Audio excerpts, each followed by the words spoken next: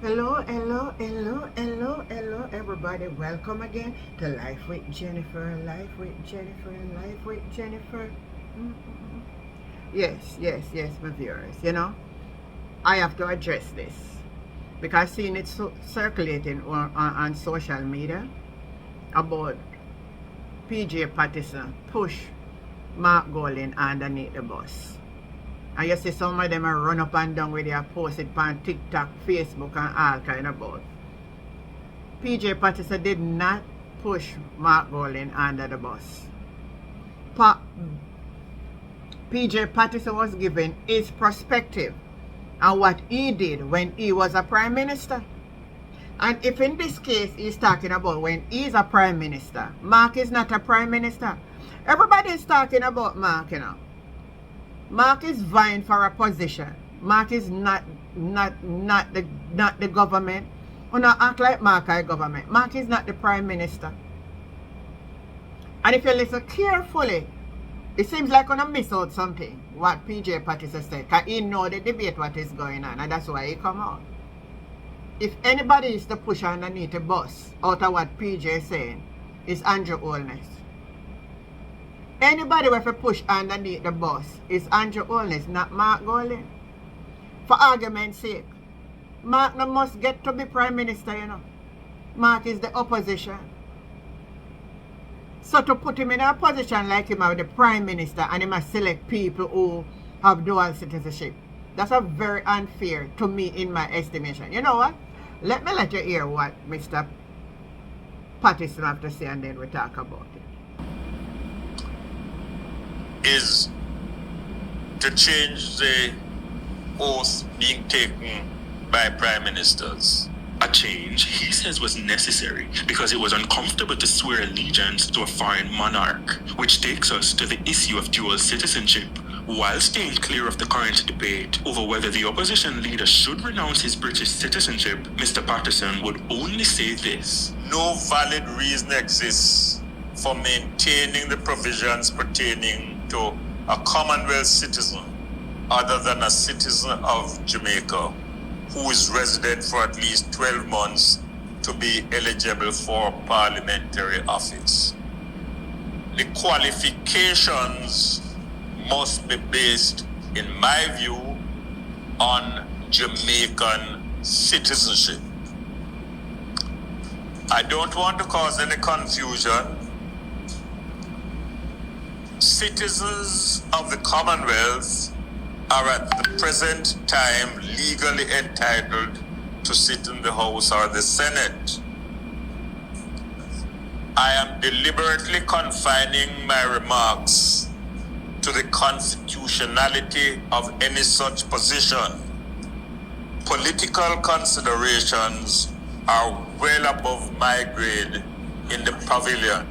During his tenure as Prime Minister, he says the issue of dual citizenship also arose. He gave the example of 2 appointments he had to make. But after it was disclosed they had dual citizenship, this is what he told them. If you want to accept this position, because of its sensitivity, you have to renounce. Both, without hesitation, proceeded to renounce and were duly appointed to their positions. Mr. Patterson is, however, of the view that Section 40 of the Constitution should not be confined to parliamentarians. For example, the Chief of Staff. Otherwise, you're exposing the person to charges of treason. The Permanent Secretary and members of the Defense Board. I raise, without making any proposal, we have to look at questions of persons like the Chief Justice, like the President of the Court of Appeal, like our electoral commissioners. Remarked Lion. So from what you listen, make a reason now. Make a reason. PJ saying when he was prime minister and he realized that 2 persons had dual citizenship, he told the 2 persons that they have to renounce. And he was saying it should go further than even for parliamentarian. If what PJ is saying go further, a lot of trouble in Jamaica, because I see it circulating too, that the DPP allegedly will use, but I see it circulate, may well be a dual citizen. I don't know. Everybody, I don't know. The cabinet full of dual citizen. The people them who all around have dual citizen. So the country is in a problem if we to go by what PJ is saying. PJ said when I was prime minister, this is what I do. So how that push Mark on? He make it clear now. And not talk about the part. He said the Constitution make way for those who are of the Commonwealth to serve in office. You never hear the part they done. And I never hear when he said that. But you hear when he said within Fame Cabinet. That have nothing to do with Mark. Listen to Mark's style and PJ's style now going to be the same style leader. Because he asking somebody with dual citizenship to denounce. He was actually breaking the law. The person never have to denounce. So that's no credence to the thing. We can't go against the law of the land. And if the Constitution says so, it no matter how you feel, what you did do or how you should have do it. And if anybody throw underneath the bus, and Mark is not a prime minister at this time. So I don't see we want to get up and run around social media about PJ throw Mark on the bus. And a PJ throw Mark underneath the bus. He was carefully with his wording too. Time know the sensitivity of what is happening.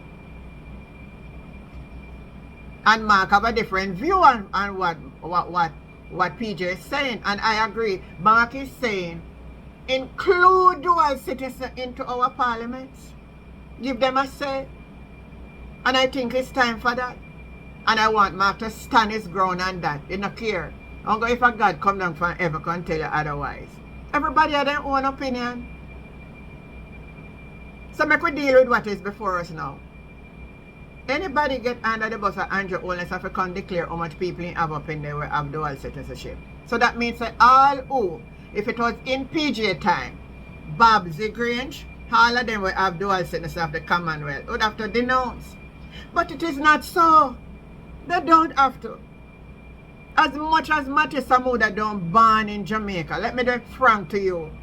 Him don't have to denounce no birthplace, nothing where you hear me say. I just pure politics are going.